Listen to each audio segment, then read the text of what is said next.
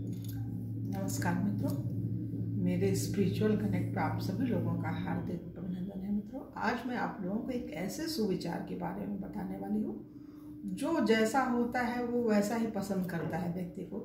जैसे आप अपने आस पास पड़ोस वालों को तो नहीं बदल सकते हैं, लेकिन आप अपने अगल बगल जिस मानसिकता के लोगों को रखना चाहते हैं उनको रख सकते हैं, उनको बदल सकते हैं अपने अकॉर्डिंग। अपनी सोच, अपने विचार, अपनी समझ के अनुसार आप बदल सकते हैं उनको। तो ये तो आपके हाथ में है, आप किस सोच के व्यक्ति हैं, आपकी विचारधारा कैसी है, तो ये बदला जा सकता है। मित्रों, बहुत सरल है, लेकिन जो संकोची स्वभाव के व्यक्ति होते हैं वो चाह कर भी नहीं कर पाते हैं। इसमें जो है निर्णायक क्षमता अपने अंदर विकसित करनी होगी।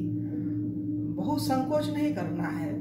छोटी सी जिंदगी है, पता नहीं हम कितने दिन तक जीवित रहेंगे।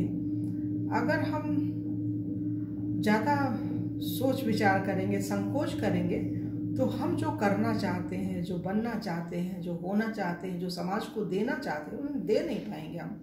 क्योंकि हमारे विचारधारा के विपरीत लोग होंगे, तो हम जो चाहते हैं वो कर नहीं पाएंगे।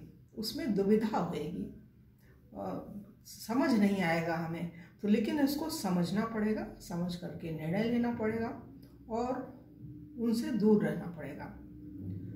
इसीलिए तो बोला गया है ना, जो संत होते हैं और सद्ग्रंथ होते हैं वो आपको अपने आसपास ऐसे लगते हैं जैसे हम जीवन में एक सांस लिए बगैर नहीं, हमारे दिल की धड़कन के समान वो होते हैं, सद्ग्रंथ और संत।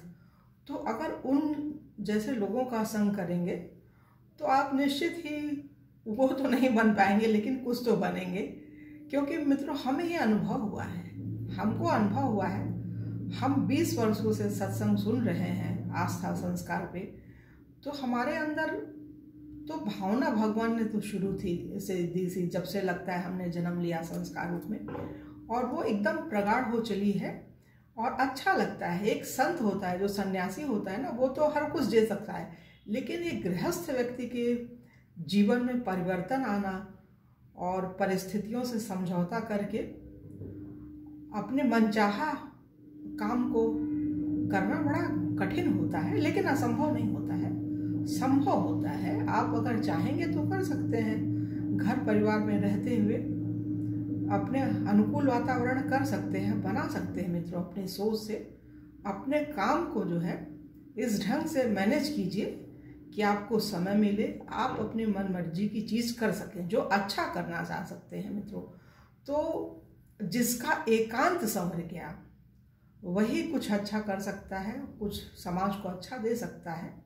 उसके अंदर तो ये चीज़ होएगी, वो जो चाहेगा वो कर लेगा। जिसके अंदर नहीं है, जो बहुत समझौतावादी दृष्टिकोण का होता है, तो अपने मन का नहीं दे पाएगा समाज को।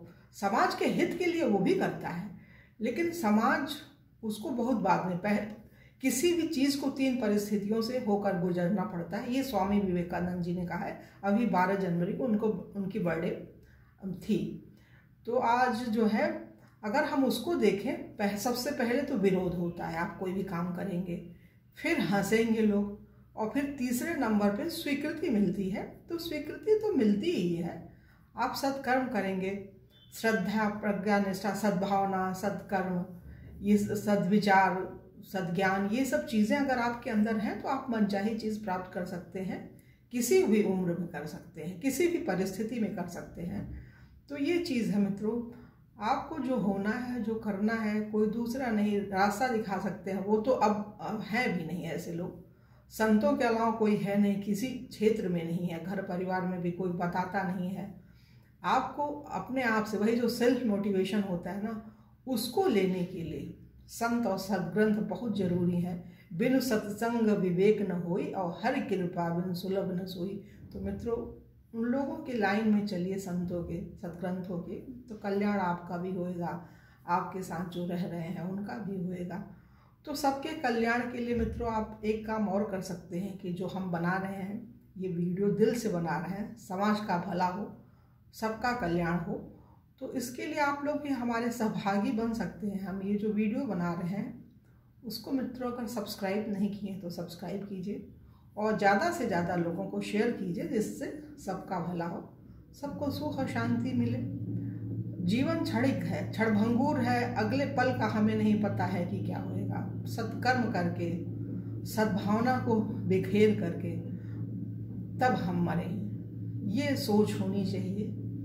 तो यही सोच भगवान की सोच से मिलती जुलती है। भगवान नहीं, भगवान कर्म फल देने में स्वतंत्र नहीं है। कर्म आदमी करता है तो उसका कर्म फल उनकी लाठी में आवाज नहीं होता है, वो मिल जाता है। हमें लगता है कि अरे हम तो बड़े अच्छे हैं, पूर्व जन्म में हमने क्या किया है, उसका पाप और पूरे अगले जन्म तक मिलता है। संस्कारों के रूप में वो जिंदा रहता है, उसका सत्कर्म दुष्कर्म, और वो पीछा नहीं छोड़ता है। इसलिए जो है सद्भावना से प्रेरित होकर सत्कर्म करने के लिए हम आप लोगों को प्रेरित कर रहे हैं मित्रों। तो अब सोचते हैं इसमें और ज़्यादा न बोलते हुए अपनी वाणी को यहीं विराम देना चाहिए और कल की वीडियो में आप लोगों से पुनः मिलेंगे। तब तक हो जाए।